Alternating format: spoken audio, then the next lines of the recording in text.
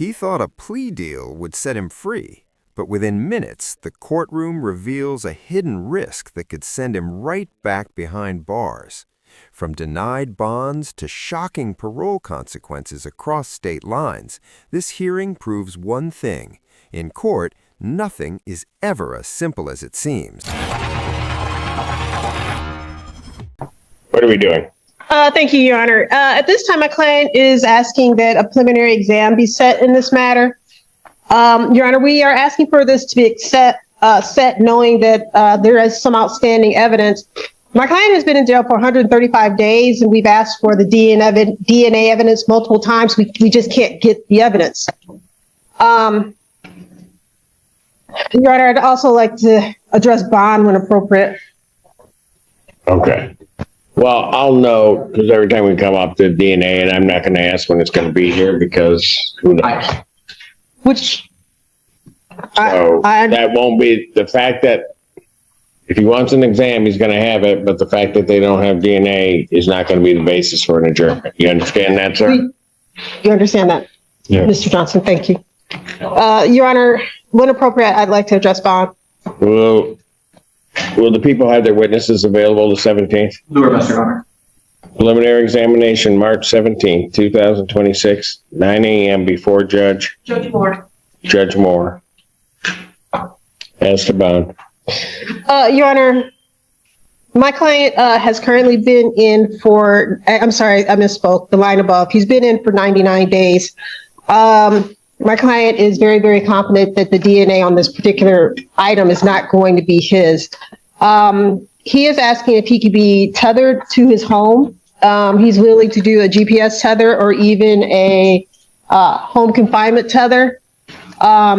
He does have medical needs that are not being addressed in the jail at this time. I have emailed about that, but there's, as the court is aware, there's things that they can do and cannot do. He has significant back pain and various other issues. Matter of fact, the day before this incident, he was at Trinity.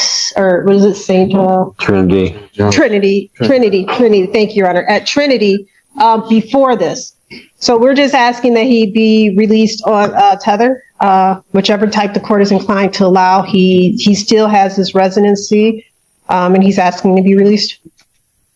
Response to the people. Your Honor, it's my understanding the defendant was on parole at the time of this incident. I'm seeing him with NDOC for bond is denied as that bond continue. Motion for bond reduction is denied. Bond will continue. March 17th before Judge Moore. Thank you so much, Your Honor. Thank you. They do. Since I told you they don't tell so maybe we Court calls case People versus Jasmine Morris. People. Ron Brown, on behalf of the people. And Assistant Public Defendant Nicholas Bukovich on behalf of Mr. Naparilla, who is now approaching. Please state your name for the record. Michael Naparilla. I have before me a plea form that indicates that he's going to be pleading guilty to a added count 2, I think, of use will by up to 1 year incarceration, a $2,000 fine plus court costs. You understand that? Sir. Understanding that, you still wish to plead guilty? Sir. And to that charge, how do you plead? Guilty. Now, you understand by pleading guilty, you'll not have a trial of any kind. Yes, sir. You signed an advice of rights form, is that correct? Yes, or sir. had one signed on your behalf? Yes, is that correct? Any question regarding any of those rights? Yes, sir. Look at paragraph 5. You'll see a copy on the podium. Those are your rights which are part of a trial. You understand by pleading guilty, you'll be giving up those rights as well as all the rights on that form. Yes, sir. You understand you're giving up your right to appeal of right. Are you on probation or parole? I have parole in Ohio. Okay. At the time of this offense, were you on parole? Ohio? Yes, sir. All right. But they're aware of it. Okay. Anybody threaten you or coerce you? You're doing this voluntarily? Yes, sir. And of your own free will? Yes, sir. And because you believe that you are indeed guilty of this offense? Yes, sir. On May 25th, 2024, at the location of Gulfside Road, Pittsfield Township, Washtenaw County, State of Michigan, did you have fentanyl in your possession? Did you use it? Did you know what you were using was fentanyl? All right. Sir, if I accept your plea, between the time I accept your plea and the time of your sentencing, if you commit misconduct as defined under the Michigan court rules, you would not be entitled to withdraw your plea, and the court would not be bound by any sentence evaluation or recommendation. You understand that, sir? Yes, sir. Counsel, are you aware of any other promises, threats, or other inducements which have led to this plea? No, Your Honor. And have I complied with the court? Yes, Your Honor. Court will accept the defendant's plea to count 2. Count 1 is dismissed. Pre-sentence investigation and report is ordered at 14A1 probation. Sentencing in this matter will be March 25th at 12 noon. March 25th, 2026, noon, before me. Your Honor, may I address bond when appropriate? You may. Your Honor, at this time, I'll be requesting a personal reconnaissance bond. Mr. Naparilla does have gainful employment. He does have a support system through his partner as well as his family. This case was just now reduced to a misdemeanor with an agreement for no upfront jail time.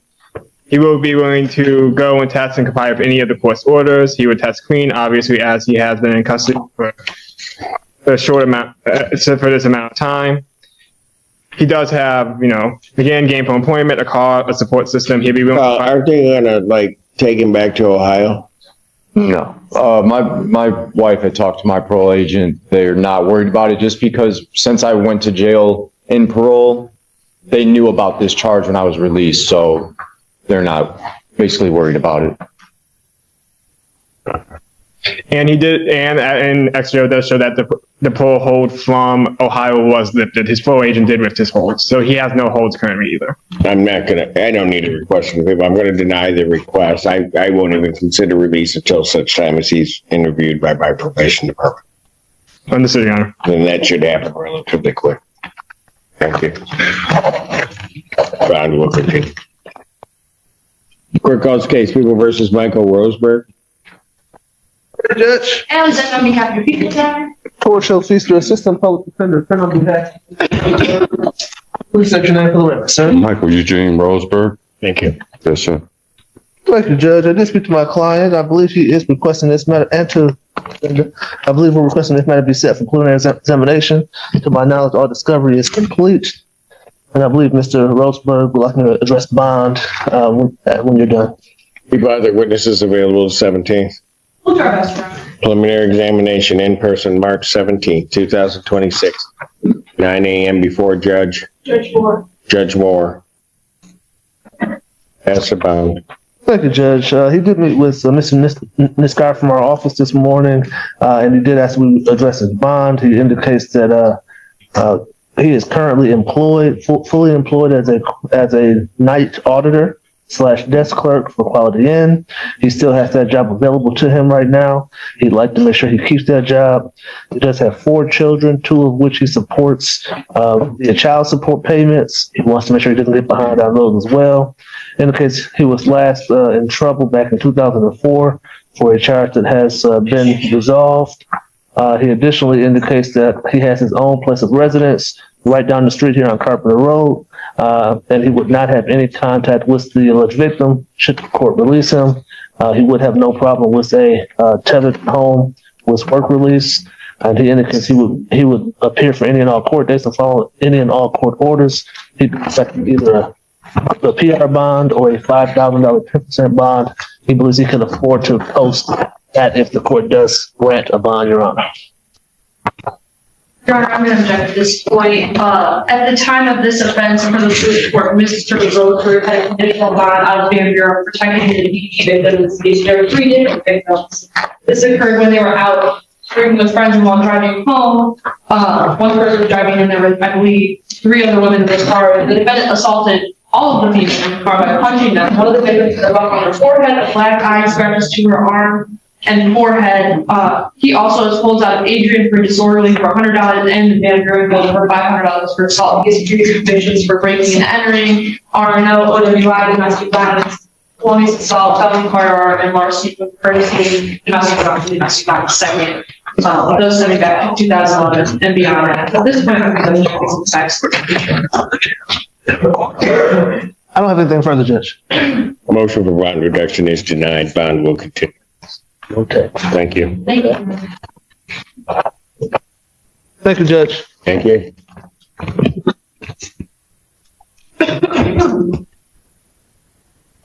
Sharon?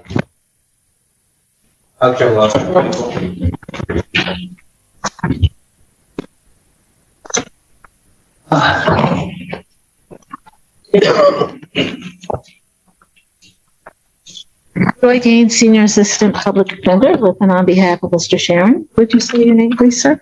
Thomas Sharon.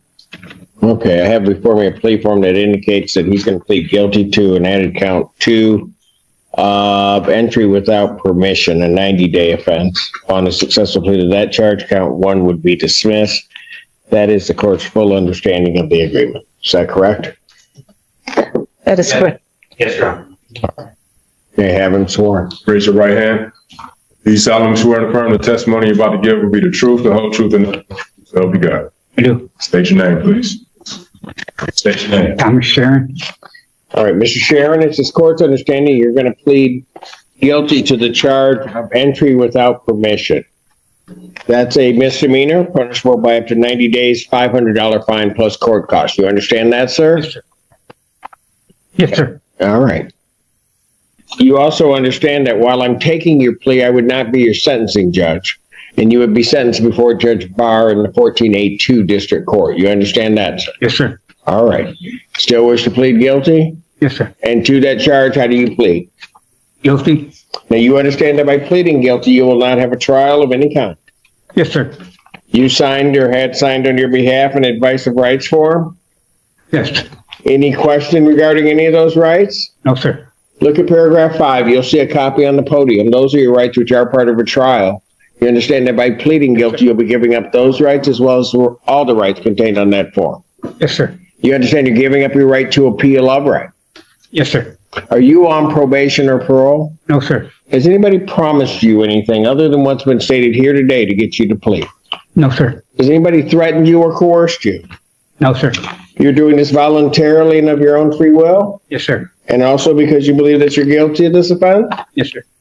On the date of February 18, 2024, Wise Hall at EMU in the city of Ypsilanti, Washtenaw County, state of Michigan, did you enter those premises? Yes, sir. Did you have permission to enter Wise Hall? No, sir. But it wasn't. Was it open to the public at the time? Yes. Or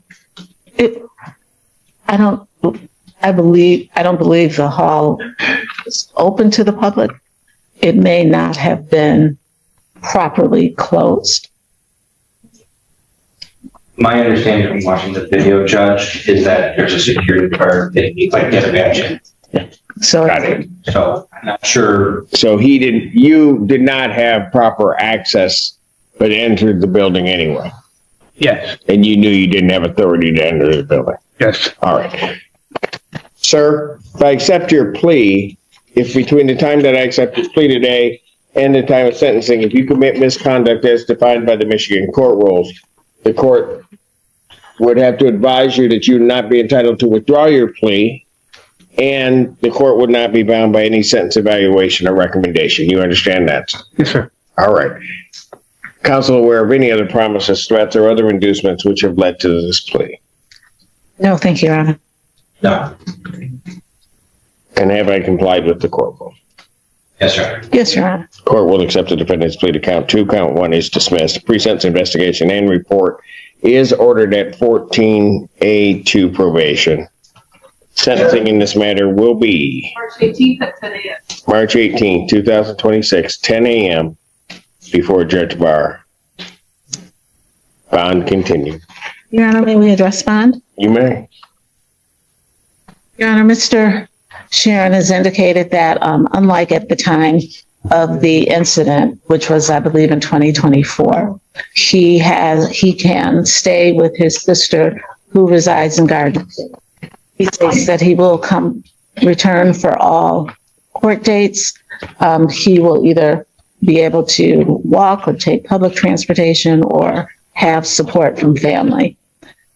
We are asking that the court consider a PR bond, especially given that the change in the charge. Well, he didn't appear before, right? Correct. That is correct. Because he started out with a. So what you're saying, what changed from that? He can reside with his sister, so he has a more stable situation now. Well, I would have where's this, what city Garden City, correct? Garden City. Well, I'm not going to change his bond. I will leave it at that. Certainly you can address that with Judge Barr as to that, but with his history before me at this point, I'm not going to change the bond. Okay. Thank you. Thank you, Your Honor.